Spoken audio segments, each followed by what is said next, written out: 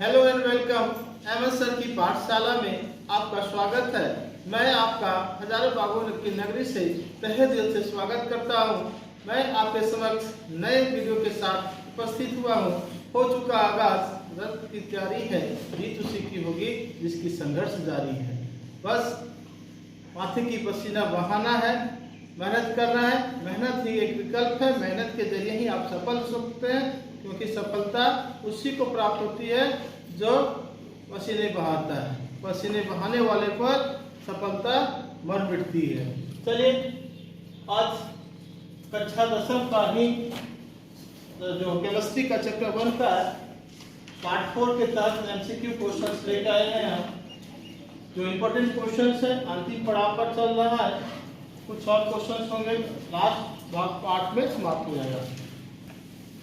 आगे देखा जाए, कॉपर सल्फेट घोल से लोहे द्वारा कॉपर को अलग कर देना किस अभिक्रिया का उदाहरण है? कॉपर और सल्फेट मिला, एक कॉपर सल्फेट बना। अब कॉपर सल्फेट जब बना तो वह क्या करता है, लोहे द्वारा जब उसको मिलाया जाता है तो उसको लोहा उसमें डाला जाता है, तो वो क्या करता है, कॉपर को हटा देता है, कॉपर को विस्थापित कर देता है। यहाँ पूछता है कि किस अभिक्रिया का उदाहरण है।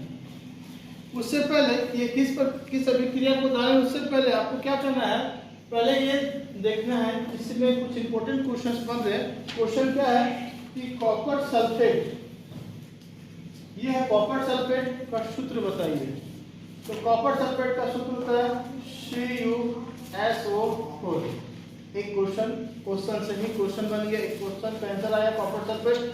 अब है कॉपर सल्फेट का रंग कैसा होता है? उसका रंग नीला होता है।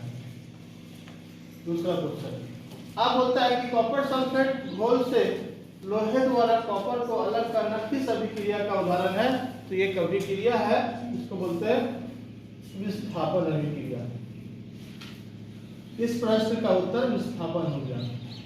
ये ध्यान रखिएगा आप लोग कि यहाँ पे इस प्रश्न से 3 प्रश्न मेरे द्वारा बनाया गया, उसको आपको ध्यान रखना है कि क्या सही होगा। जो सर्कल में किया गया है वो इस प्रश्न का उत्तर है। नेक्स्ट है, कॉपर एवं लोहा धातु में कौन अधिक क्रियाशील है? मतलब सबसे अधिक अभिक्रियाशील कौन सी धातु होती है? इसका आंसर होगा कॉपर और लोहा में सबसे अधिक अभिक्रियाशील धातु है वो है लोहा। ऊपर में देखें कि लोहा क्या करता है, कॉपर को अलग कर देता है। यहाँ देखिए, हर नंबर जिंक है, कॉपर सल्फेट है, फिर जिंक सल्फेट है और कॉपर है। मतलब जब जिंक और कॉपर सल्फेट आपस में अभिक्रिया करता है तो क्या करता है, जिंक सल्फेट बनाता है और कॉपर को हटा दिया जाता है। ये प्रश्न ये है कि इस समीकरण में किस अभिक्रिया का उदाहरण है? ये समीकरण जो है किस अभिक्रिया का उदाहरण है? तो यहाँ विस्थापित करने का पता चला, जब विस्थापन किया जा रहा है, जब एक धातु दूसरे धातु को विस्थापित कर दे रहा है, हटा दे रहा है, तो ये इसका आंसर होगा, ये होगा विस्थापन का, विस्थापन अभिक्रिया का आंसर है। जिस अभिक्रिया में अवक्षेप का निर्माण होता है उसे क्या कहते हैं? अगला प्रश्न है कि जिस अभिक्रिया में अवक्षेप का निर्माण होता है उसे क्या कहते हैं? तो उसे अवक्षेपण अभिक्रिया कहते हैं। इसी में छिपा हुआ आंसर, इसी से हम लोग आंसर लिख सकते हैं, अवक्षेपण अभिक्रिया। वे अभिक्रियाएं जिनमें अभिकारकों के बीच आयन का आदान प्रदान होता है। ये सर आयन का आदान प्रदान मतलब क्या हुआ सर? आयन मतलब बताते हैं आपको। आप देखते होंगे कि किसी में क्या होता है कि प्लस और माइनस का लेन देन होता है। मतलब एक प्लस होता है, एक माइनस होता है। इसको बोलते हैं धनायन, इसको बोलते हैं ऋणायन। जब अभिक्रिया के दौरान ये एक दूसरे से लेन देन होता है, मतलब आयनों का आदान प्रदान होता है, उससे क्या कहते हैं? तो आयनों का जिस अभिक्रिया में आदान प्रदान होता है उससे हम लोग बोलते हैं द्विविस्थापन अभिक्रिया।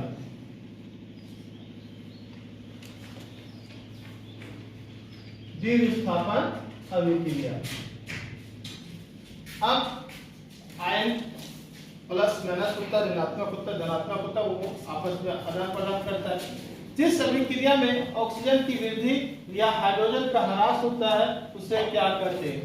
तो एक अभिक्रिया है जिसमें ऑक्सीजन की वृद्धि होती है और हाइड्रोजन का ह्रास होता है। इस अभिक्रिया का नाम है उपचयन। उपचयन अभिक्रिया से करते हैं। इसमें क्या हो रहा है? ऑक्सीजन बढ़ेगा और हाइड्रोजन घटेगा, तो उसे उपचयन अभिक्रिया कहते हैं।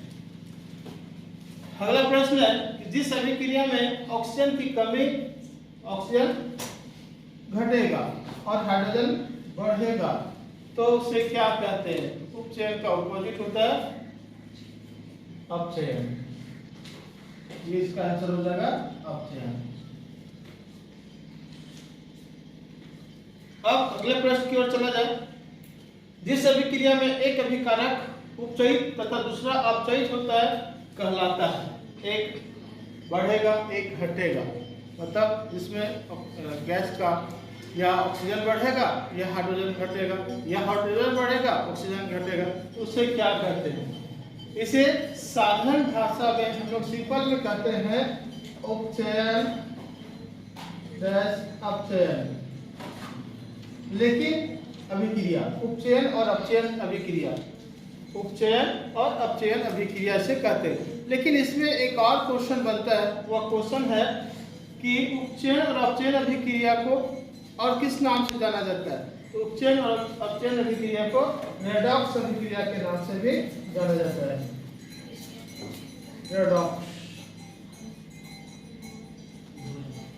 रेडॉक्स अभिक्रिया के नाम से जाना जाता है उपचयन और अपचयन अभिक्रिया। अब आप लगभग सभी कुरकुरे, लेस, इस प्रकार के पैकेट बंद चीजें को पसंद सब कोई करता है।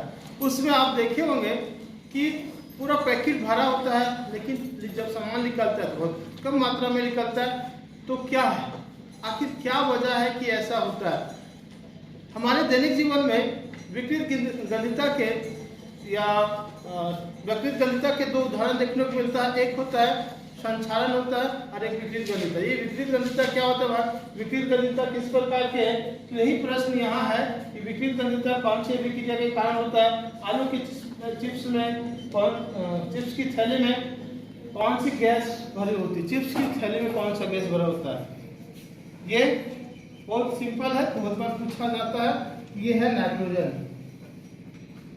आलू की थैली में, जो आलू की चिप्स की थैली में या चिप्स की थैलियों में जो गैस भरा जाता है उसे नाइट्रोजन कहते हैं।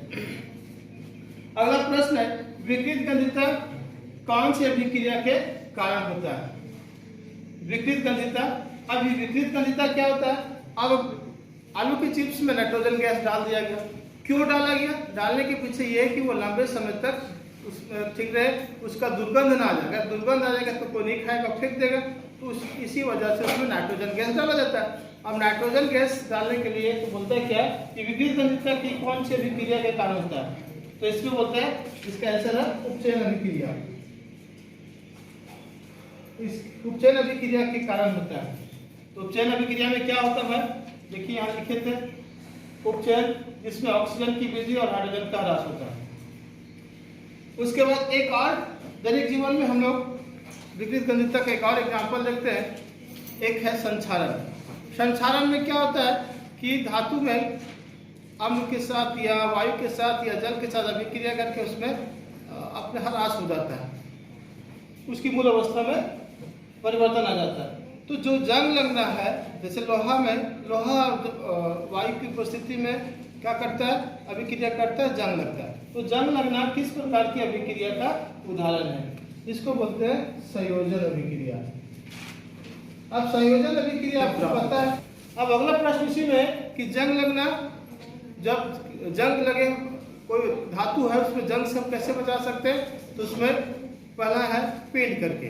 तो पेंट करने के लिए क्या चाहिए? जिंक का चाहिए। जिंक का लेयर उसमें चढ़ाइएगा, जस्ता का लेयर चढ़ाइएगा तो वह बच जाएगा। अब अंतिम पड़ाव में चैप्टर 1 चल रहा है, एक और वीडियो बनेगा। तब तक के लिए, मेरे आने वाले वीडियो तक के लिए, तब आपको एक छोटा सा काम करना है।